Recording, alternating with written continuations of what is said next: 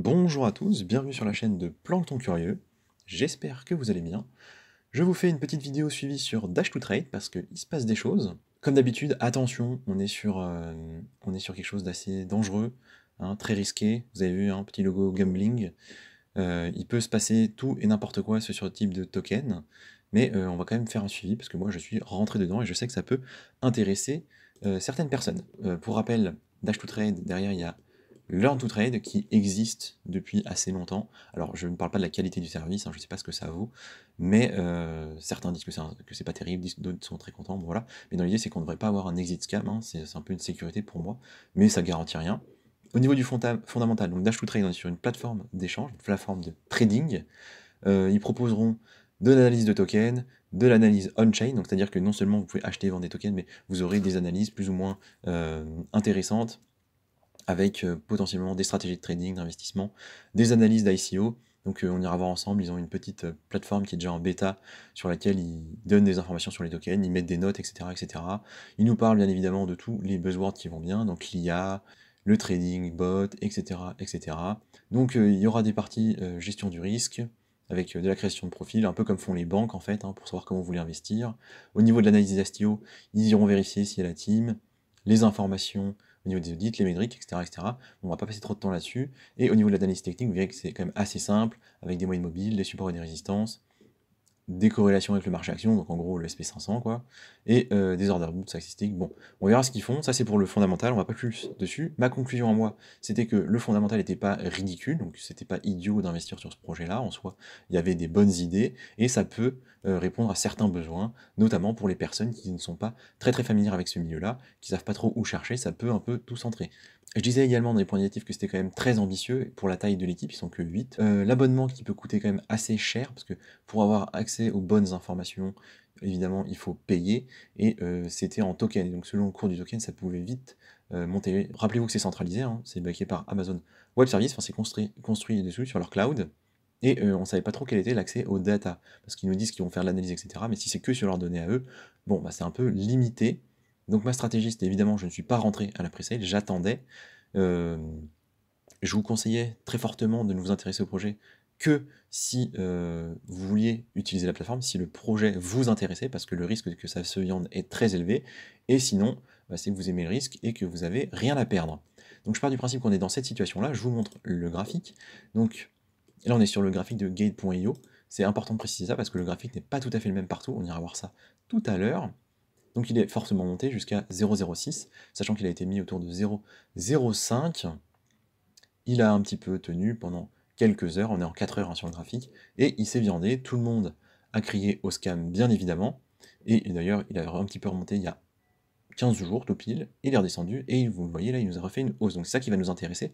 Mon prix moyen à moi, il est sur la ligne verte, tu vois ici, donc c'est précisément 13,8. Qu'est-ce que j'ai fait? J'ai acheté en DCA dans la descente, donc j'ai acheté à 0,38, j'ai acheté à 0,30, à 0,20, à 0,15, et plusieurs valeurs entre 0,15 et 0,10.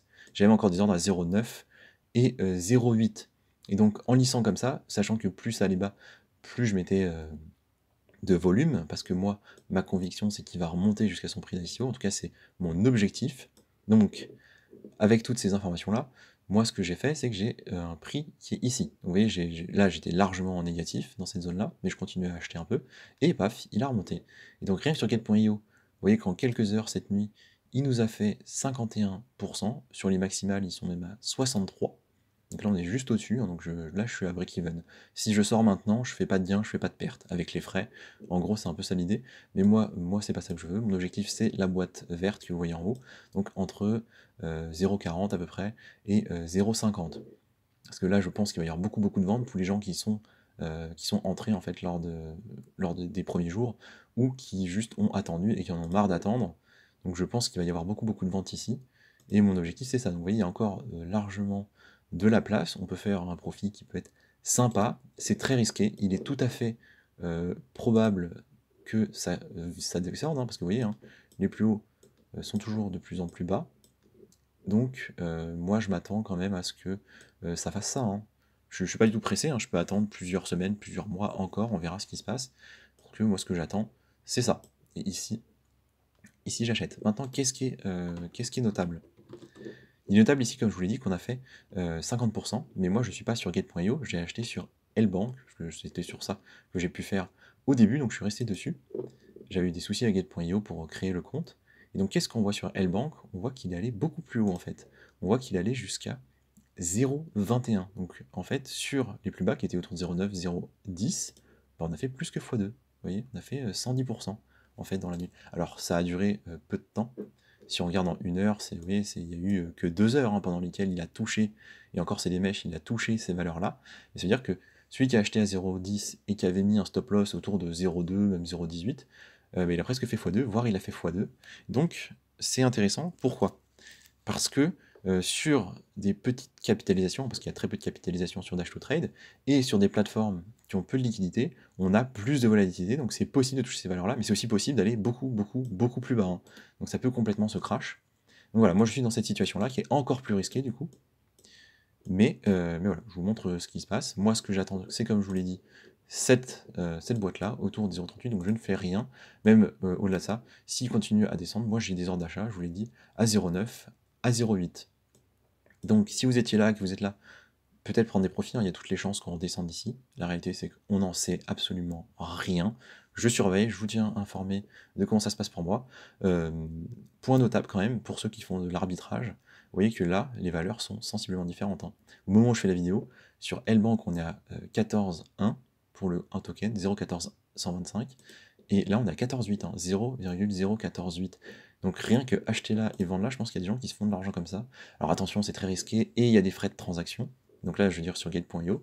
C'est quand même assez fou quand même. Hein. Ça faisait longtemps que j'avais pas vu des exemples aussi frappants de différence de valeur entre deux plateformes. Donc est-ce qu'on peut comprendre ce qui s'est passé? Pas vraiment. C'est pas trop pourquoi ça a pump. La seule chose que je vois, c'est que sur leur Twitter, ils nous ont mis un décompte pour nous annoncer quand leur dashboard va être lancé. Vous voyez, là, ils nous disent 71 jours. Bah, très bien. Bon, ça fait un moment qu'ils font ça apparemment, parce que ici, voilà, ils nous disent 72 jours. Il n'y a vraiment pas eu d'autres news, rien de dingue. Donc peut-être que c'est juste une suite en fait de la hausse qu'on voit sur toutes les cryptos. Donc, ce serait cool, hein, ça fait plaisir de voir un peu de hausse, clairement ça fait du bien de retourner en positif. Je finis juste en vous montrant du coup leur dashboard, dont ils ont l'air d'être si contents, et qui en soi est relativement fonctionnel. Hein. Il se passe des choses. Bon, j'ai déjà présenté dans d'autres vidéos, je vous laisse aller voir si ça vous intéresse, de toute façon, c'est complètement gratuit. Je vous ai aussi dit de faire attention, ils mettent des notes core rate. Faites attention, moi je vous ai dit, hein, la tokenomics, ils mettent 8 sur 10, enfin ils mettent 10 points de valeur sur 100 sur la tokenomics, moi je trouve que c'est pas sérieux, hein. Je trouve pas ça du tout en accord avec la réalité, hein. La tokenomics devient beaucoup plus importante, donc attention quand même à ce que vous voyez ici, mais ça peut être utile. Donc voilà, Dash to Trade, moi je ne sais pas ce que vous faites, n'hésitez pas à me le dire. Personnellement, j'attends, peut-être que certains d'entre vous sortent. Partagez-moi vos opinions, c'est toujours intéressant. En attendant, je vous dis merci de m'avoir écouté, et eh bien à la prochaine.